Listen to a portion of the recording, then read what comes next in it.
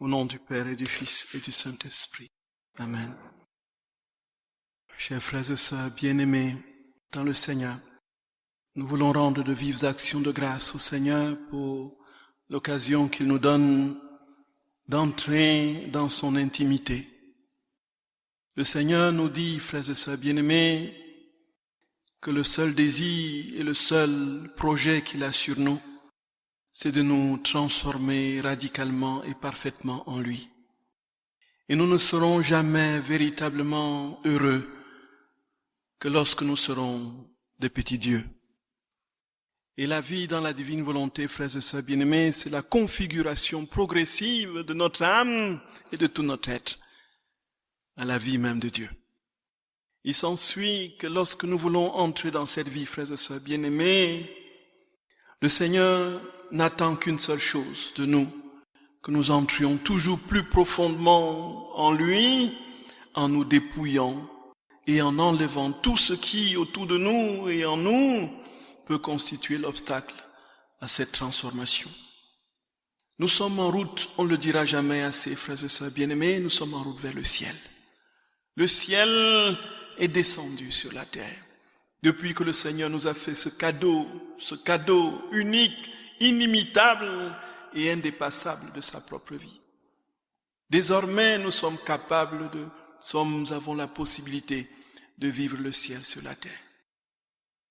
Et quand nous lisons Luisa Picaretta, frères et sœurs bien-aimés, on a, pour ceux qui n'ont pas l'habitude de comprendre comment Dieu agit, sa dialectique, on pourrait dire, alors beaucoup sont heurtés et même choqués lorsque Jésus invite Luisa à se détacher, à se dépouiller, à couper avec tout, y compris avec ce qu'il y a de plus naturel, de plus légitime, comme admirer les nappes d'autel, comme admirer les fleurs ou les vitraux, comme s'attacher à une bague de sa grand-mère, avoir une bague de sa grand-mère sur les doigts. Le Seigneur peut paraître cruel en apparence pour les yeux et les oreilles non avertis. Quelle est la pédagogie de Dieu, frères et sœurs d'amour? Sa pédagogie, c'est de nous couper de tout pour nous donner tout pleinement et divinement. Il n'a rien d'autre comme projet que de se donner pleinement à nous. Et s'il se donne pleinement à nous, parfaitement à nous, immédiatement et complètement, alors il nous donne tout avec lui.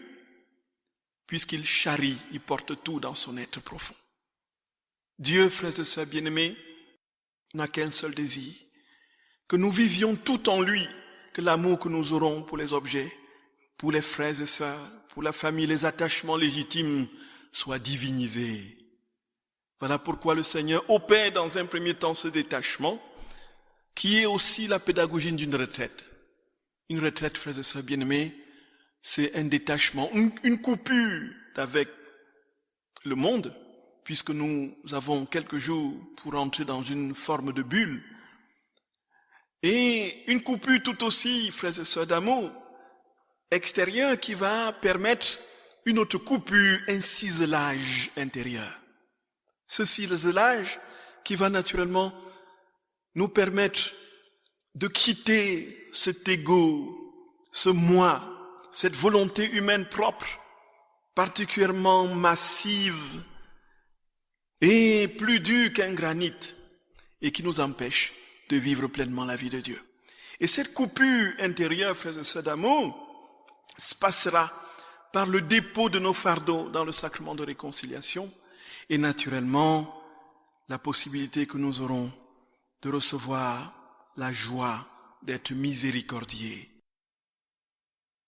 Nous sommes ici au cœur du mystère le plus grand qui soit, frères et sœurs bien-aimés. Comme nous l'avons entendu dans les lectures de ce dimanche, providentiellement, Dieu n'attend qu'une chose, que nous soyons vides. Que nous soyons vides. Alors lorsque nous serons vidés véritablement de nous-mêmes, il pourra alors asseoir la plénitude de sa vie au cœur de notre cœur. Et nous serons véritablement resplendissants de son amour. C'est une certitude, frères et sœurs d'amour. C'est une certitude. Dieu ne promet pas sans le réaliser. Et s'il ne le réalise pas, ça ne dépendra pas de lui, puisque la condition de la réalisation de ses promesses, c'est qu'il trouve en nous le vide parfait, le vide de notre volonté propre, pour s'établir alors entièrement avec tout le ciel. Et désormais, nous charrions, comme les fils et filles de la divine volonté, frères et sœurs d'amour, nous portons le ciel, nous marchons dans le ciel nous éclabousse. Et lorsqu'on nous voit, on a une idée du ciel. Et c'est pourquoi, frères et sœurs bien-aimés, au début de cette retraite, je voudrais que nous entrions dans cette première étape fondationnelle de l'intimité avec le Seigneur. Et c'est toujours ainsi qu'il a opéré. Quelle est cette étape primordiale qui place les balises de cet établissement de la vie de Dieu en nous? C'est le silence. Le silence. Le silence extérieur favorise le silence intérieur, qui, lui, favorise le silence des passions. Et le silence des passions, frères et sœurs bien-aimés, fait mourir la volonté propre et laisse entrer la vie de Dieu. Il n'y aura jamais de véritable élévation spirituelle sans une vie de silence continuel. Et c'est pourquoi Dieu a toujours ainsi agi au cours de l'histoire, dans l'Écriture, dans l'Ancienne Alliance, comme dans la Nouvelle Alliance. Notre Seigneur passait des nuits en silence dans les montagnes en prière. Les révélations, les théophanies, c'est-à-dire les manifestations de Dieu, se sont opérées dans le silence. C'est dans le silence que l'âme est capable véritablement de goûter la substance de Dieu. Puisque dans la divine volonté, Jésus, frères et sœurs d'amour, parle d'une saisie, d'un saisissement substantiel de notre âme. Il ne veut pas se contenter d'être en surface. Jésus veut prendre possession de notre être et être en nous comme il est dans l'hostie. Et être dans l'hostie, frères et sœurs bien-aimés, comme il est dans l'hostie, qu'est-ce que cela veut dire? Cela veut dire qu'il est en son corps, son sang, son âme et sa divinité. La vie dans la divine volonté fait de nous des hosties véritables. Et comment nous pourrons véritablement contenir l'immensité et la substance de Dieu si nous ne sommes pas vides de nous-mêmes? Et le silence, frères et sœurs bien-aimés, est là justement pour favoriser les conditions de cette transformation de nos âmes en hostie. Et c'est pourquoi, avant de commencer cette retraite, les conditions seront peut-être difficiles. Nous sommes venus en couple, entre amis, entre proches et voisins. Nous n'habitons pas le même lieu. Nous ne logeons pas dans les mêmes endroits pour que, il y ait une attention mutuelle pour le silence. Les distances feront qu'on aura à parler, frères et sœurs d'amour. Mais malgré cette difficulté de réaliser pleinement ce qui peut se passer dans un cadre homogène, il est possible que le Seigneur vous donne cette grâce d'entrer dans le silence, même si vous êtes en couple, et même si vous avez tout pour naturellement, extérieurement, du fait de la distance entre trajet et la voiture, même si tout est là pour visiblement, apparemment nous distraire.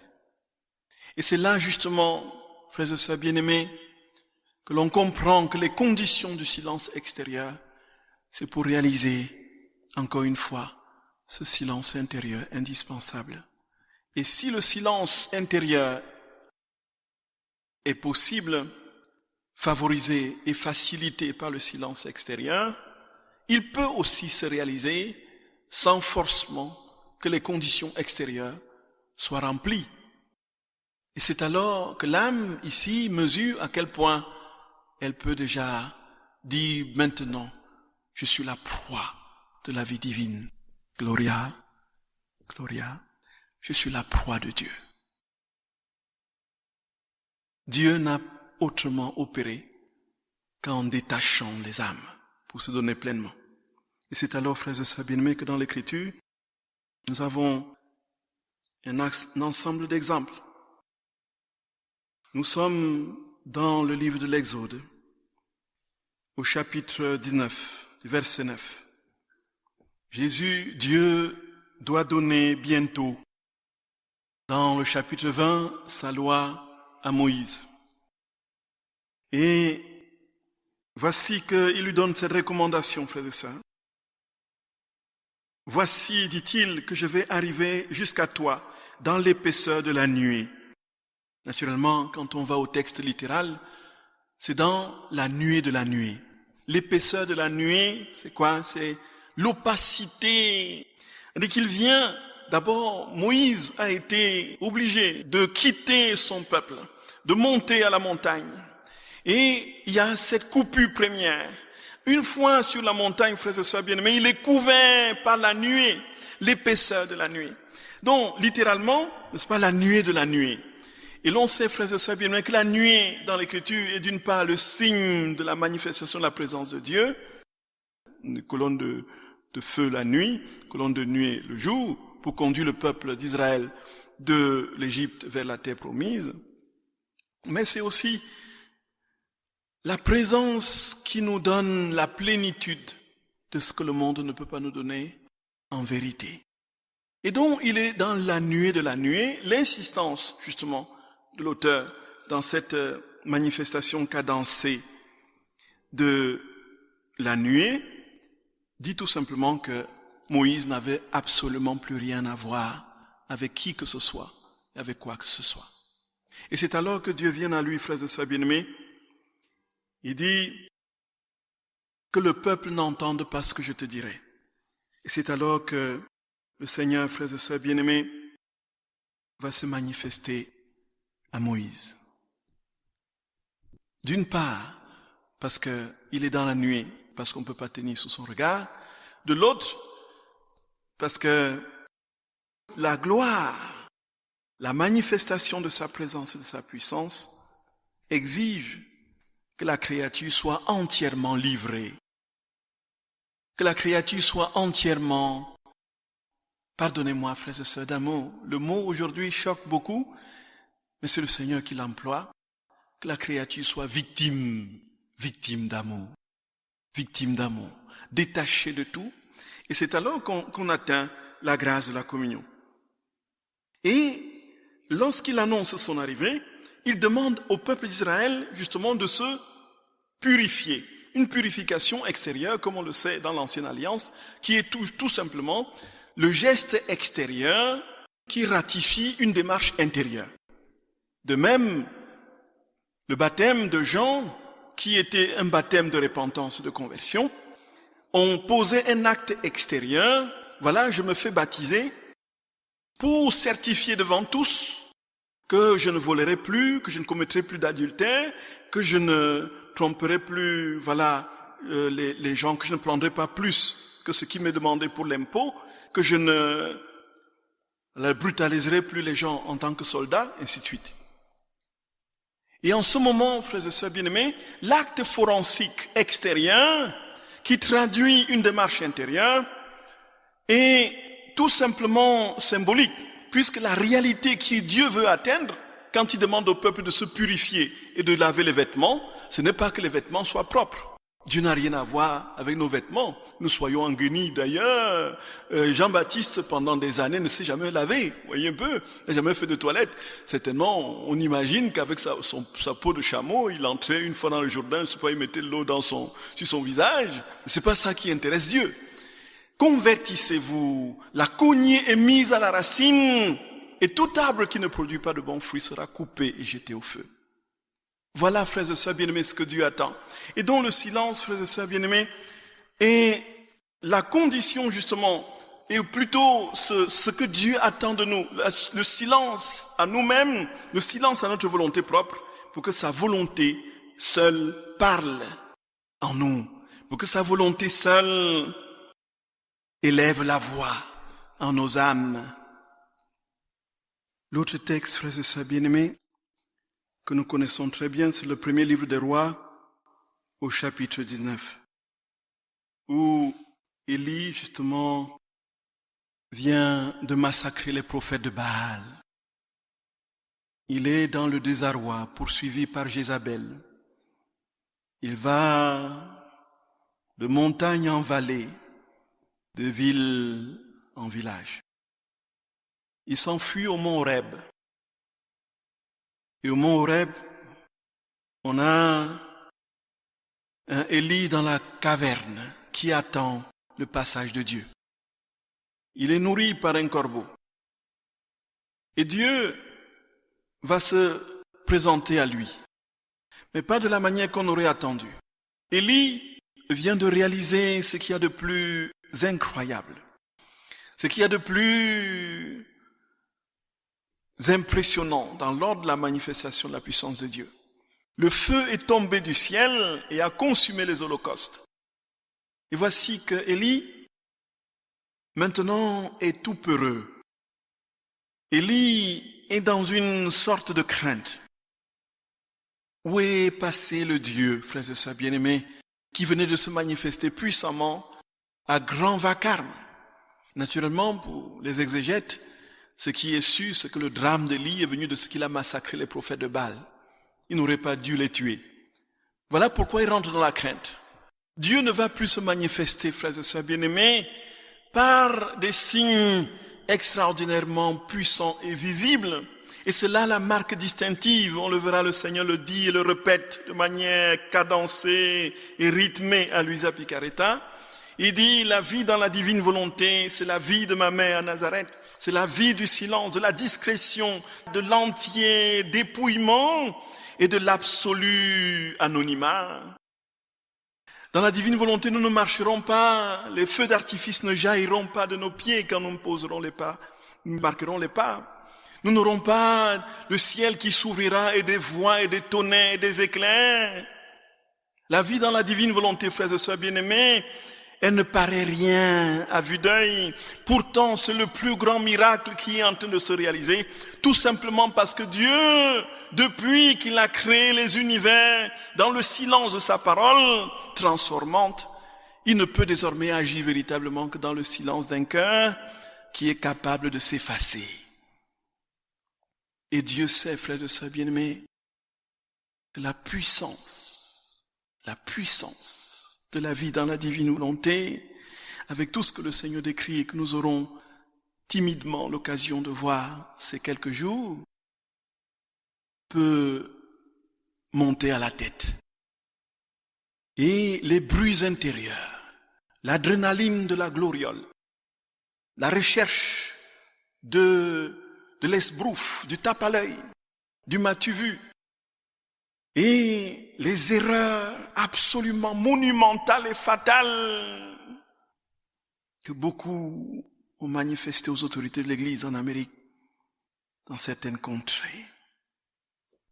Parce que je suis dans la divine volonté, je suis mon propre maître, puisque Dieu est désormais plus fort que toi, plus grand que toi. Qu'est-ce que tu peux encore me dire?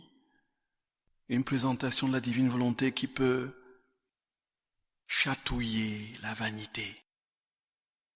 Élie, il y a le bruit retentissant, fracas des vents, Dieu n'était pas là. L'ouragan, Dieu n'était pas là. C'est alors, frères et sœurs bien-aimés, qu'il va le discerner dans une brise légère qui va passer incognito. Passer dans la douceur, passer dans une paix. Et c'est alors que il va dire, effectivement, Dieu est là. Que cherchons-nous, frères et sœurs bien-aimés? Que cherchons-nous? Qui cherchons-nous?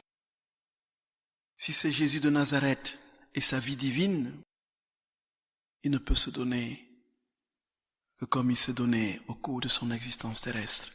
Et le disciple n'est pas plus grand que le maître. Ne croyons pas, frères et sœurs bien-aimés, comme une certaine théologie de la prospérité semble le clamer et qui aujourd'hui se rend compte de monumentales erreurs ainsi diffusées dans les âmes à travers les contrées, les nations. C'est pas parce que Dieu a réalisé la plénitude de notre vie que nous n'avons plus rien du tout à faire. La seule chose que nous avons à faire, effectivement, c'est de nous ouvrir et d'accueillir la plénitude de cette version divine de notre vie. Mais tout le combat spirituel est donc désormais dans cette tension, dans cette ouverture, cette capacité à accueillir la plénitude de la vie de Dieu, dans ce désir. Donc tout, en fait, consistera, pour moi désormais, à mourir toujours plus à moi-même, à ma volonté propre, au désir de grandeur, au désir de la magnificence, d'être acclamé, d'être honoré, d'être mis sur le pinacle, de chercher les premières places, le désir d'avoir raison, désir, bref, tout ce qui contribue à rendre l'âme toujours plus réfractaire à la grâce que le Seigneur veut nous faire. C'est pourquoi dans la prière d'infusion, frères et sœurs bien-aimés, nous disons, je ne suis rien, je ne suis rien, je ne suis rien, Dieu est tout.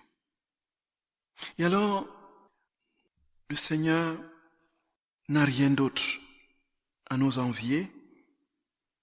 La seule chose qu'il attire à nous, vers nous, la seule chose qui lui permet de déverser son amour torrentiel dans nos âmes, c'est la capacité de reconnaître notre misère, notre pauvreté, et de dire, Seigneur, effectivement, je ne suis rien, je ne peux rien.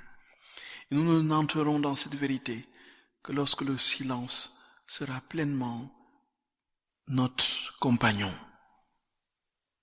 C'est bien, c'est vrai pour un temps de retraite, c'est aussi vrai pour notre vie.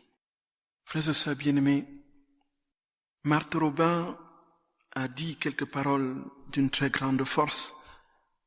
Le Seigneur lui a donné la grâce de mettre en place cette magnifique œuvre des foyers de charité. Et elle disait que le Seigneur lui avait clairement dit qu'il ne pouvait véritablement agir que dans le silence. Et que les retraites qui devaient être prêchées dans ces foyers devaient être essentiellement en silence. Et que c'est la condition pour que Dieu agisse pleinement. Le bruit et le bavardage, frères et sœurs d'amour, ne peuvent pas permettre au Seigneur de saisir l'âme. Et c'est alors que, fort de cette révélation du Seigneur, elle a dit ces paroles que je vais vous citer, sont d'une très très grande force, et qui traduisent justement l'importance du silence, frères et sœurs bien-aimés, dans la démarche spirituelle, quelle qu'elle soit. Et bien plus encore quand il s'agit de la divine volonté. Voici ce qu'elle dit, frères et sœurs bien-aimés. Loin de se montrer insensible à toutes nos misères humaines, Jésus s'est penché sur toutes nos douleurs. Il a incliné son beau et divin visage sur toutes nos détresses. Il a posé ses mains aimées sur toutes nos blessures, sur tous nos maux. Il a fermé toutes les plaies de nos âmes. Et il continue de faire dans l'église et dans l'hostie ce qu'il faisait jadis en Galilée. Pas un jour, pas un instant ne se passe sans qu'il intervienne dans notre vie. Il est avec nous comme un père avec son enfant qu'il aime et qu'il prépare à recevoir l'héritage céleste qu'il nous a acquis par ses souffrances et par son sang. Mais pour l'entendre, il faut être attentif au son de sa voix. Car lui qui a voulu le silence de la nuit pour naître, le silence d'une nation, d'une maison pauvre et obscure pour vivre, le silence des cimes dont des sommets pour prier, le silence des campagnes pour prêcher, il veut aussi le silence d'un cœur pour agir en maître souverain et en roi, et pour y adhérer, opérer les merveilles étonnantes de son amour. Gloria, Gloria. La voie du silence, le chemin du silence, frères et sœurs bien-aimés, le Seigneur qui nous l'a montré. Et elle dit encore dans un autre passage, elle dit avec Marie notre mère bien-aimée, cherchons en Dieu seul notre bonheur et notre joie. Dieu est à nous, il est à nous, pourquoi chercherions-nous au dehors notre consolation et notre paix. La consolation et la paix des vrais enfants du bon Dieu. Comment se fait-il que la divine présence du bon Dieu en nous peut-elle peut être aussi indifférente à nos cœurs d'enfants? Parce que sans doute, cela demande certaines dispositions de recueillement, de silence intérieur et extérieur, des renoncements, des mortifications, des pénitences, d'oubli de soi, auxquels bien souvent on ne peut pas se soumettre. Parce que tout cela suppose des efforts constants, tout au moins au début. Et c'est ce qu'on n'aime pas. Et puis il faut laisser de côté le monde des réflexions personnelles, pensées, raisonnements, pour ne s'attacher qu'à la simple vue de volonté et volonté de Dieu en nous, lequel lui communique au plus intime d'elle-même, loin des sens, la vie surnaturelle de la grâce. En un mot, sa propre vie divine, et pour être plus exact, la participation toute d'amour à sa propre vie divine. C'est curieux, hein? C'est Marthe Robin qui parle. On croirait entendre Luisa Vicaretta. Voyez, frères et sœurs d'amour. Voyez ça, frères et sœurs bien-aimés. Et pour terminer, Jésus donne un ensemble de recommandations à Luisa Vicaretta, justement, sur le silence. Et Jésus lui dit, au tome 12, au 2 janvier 1919, « Tout doit être silencieux dans l'âme. Tout doit être silencieux dans l'âme. L'estime des autres, la gloire, les plaisirs, les honneurs, les grandeurs, la volonté propre, les créatures. Et si s'y trouvent certaines de ces choses, elles doivent y être comme n'y étant pas. À la place, l'âme doit maintenir en elle ma patience, ma gloire, l'estime de moi et mes souffrances. » Frères et sœurs bien-aimés, sans le silence à nous-mêmes, il n'est pas possible d'acquérir la vie de Dieu. Montons, descendons, allons à gauche, allons à droite. Cherchons de 1000 côtés tant que nous n'avons pas compris que nous devons garder silence, que notre volonté doit se taire, en commençant à l'entraîner, à nous mettre en retrait. Dieu ne sera jamais véritablement dans la possibilité de se saisir de nous, Et Jésus lui dit au tome 4 du 2 novembre 1900, « Reste à l'intérieur de moi. Là seulement tu trouveras la véritable paix et un bonheur stable. Car rien ne pénètre à l'intérieur de moi qui n'appartient pas à la paix et au bonheur. Et celui qui demeure en moi ne fait rien d'autre que de nager dans l'océan de tous les bonheurs. C'est pourquoi de temps en temps, oublie tout, entre dans mon intérieur et viens goûter ma paix et mon bonheur. » Frères et sœurs bien-aimés, au début de cette retraite, nous comprenons que le combat va immanquablement s'engager entre l'ennemi de tout bien et notre Seigneur. L'ennemi de tout bien qui voudra nous précipiter dans tout ce qui pourra nous éloigner de lui, de Dieu, et notre Seigneur qui réclamera sans cesse, « S'il te plaît, reste dans mon intérieur, ne sors pas, reste dans mon intérieur. » Et quand nous serons à l'intérieur de Dieu, il y a effectivement tout ce que nous charrions comme souffrance, comme épreuve. Et Dieu sait, frères et sœurs bien-aimés, que nous sommes ici chacun avec son morceau de croix, que nos âmes sont bien encombrées par 1001 choses, parfois douloureuses, même très douloureuses. Et que cela constituera justement le bouchon qu'il faudra lever pour que Dieu justement rentre pleinement en nous. C'est pourquoi nous avons la grâce d'avoir au cours de cette retraite le Père Bernard et d'autres prêtres qui viendront dès demain pour aider pour les confessions. Et il s'agit pour vous, frères et sœurs bien-aimés, de ne pas passer à côté de la grâce qui vous est offerte. Pour beaucoup d'entre vous, vous avez fait des kilomètres, des centaines et des centaines de kilomètres. Beaucoup ont fait 9 heures de route, certains 8 heures, ainsi de suite. Même si c'est pour 1 minute de rencontre avec le Seigneur, croyez de tout votre cœur que parce que vous avez fait tout ce chemin, cette démarche, ce désir, ce chemin qui exprime votre désir, que le Seigneur peut lever votre bouchon et vous remplir de lui.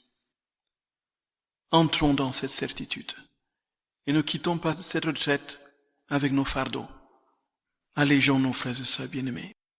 Allégeons-nous.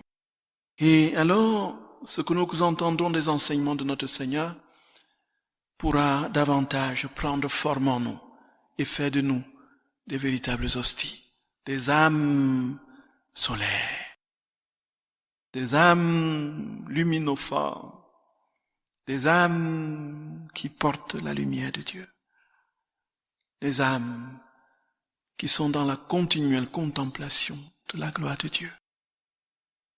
Oui, Jésus d'amour, tu connais nos pauvretés, tu connais nos misères, tu connais notre incapacité chronique à nous oublier et à nous distancer de nos attaches, y compris les plus légitimes. Tu vois combien, Seigneur, nous traînons les pas et nous avançons qu'à un quart de cette voie du dépouillement. Tu vois que nous ne serons jamais véritablement à même de réaliser ce que tu nous commandes. Toi seul, Seigneur, peux le réaliser en nous. Viens te saisir de nos pauvretés, Jésus. Viens prendre forme en nous, nous t'en supplions. Unis-nous à toi, Seigneur. Unis-nous à toi. Et que ce temps que nous passerons en ta présence nous aide à rentrer dans le silence de ton cœur et à vivre déjà quelque chose ici-bas de la vie du ciel que tu es venu nous proposer dans ta divine volonté. Garde-nous, Seigneur, tout près de ton cœur. Ne permets jamais, nous t'en supplions, nous séparions de toi. Nous avons mis toute notre confiance en toi, Seigneur. Et nous voulons, comme tu l'exiges, comme tu nous le demandes, acquérir non pas une miette de la vie d'en haut, non pas une petite miette, Jésus, puisque tu ne sais pas te donner autrement que pleinement. Nous voulons tout avoir, avoir le ciel dans nos âmes, le ciel qui est ta propre vie. Jésus, libère-nous de nous-mêmes, et viens chaque jour toujours plus effriter cette volonté humaine qui t'empêche d'agir en nous. Garde-nous dans le silence de ton cœur. Remplis-nous, liquefie-nous en toi, ô notre roi. À qui d'autre irons-nous, Seigneur? À qui d'autre irons-nous? Tu as les paroles de la vie éternelle. Je veux te confier, Seigneur, ce soir, tous nos frères et sœurs ici présents, et te supplier de tout mon cœur, toute mon âme, de visiter chacun et de consoler ceux qui sont dans la peine et la souffrance, d'alléger les fardeaux des uns et des autres, et de permettre, Seigneur, que ces temps passés en ta compagnie portent des fruits innombrables, le fruit des fruits qui est l'accueil de ta propre vie. Béni sois-tu, Seigneur. Béni sois-tu éternellement. Sois béni, Jésus. Sois béni. Sois béni. Sois béni.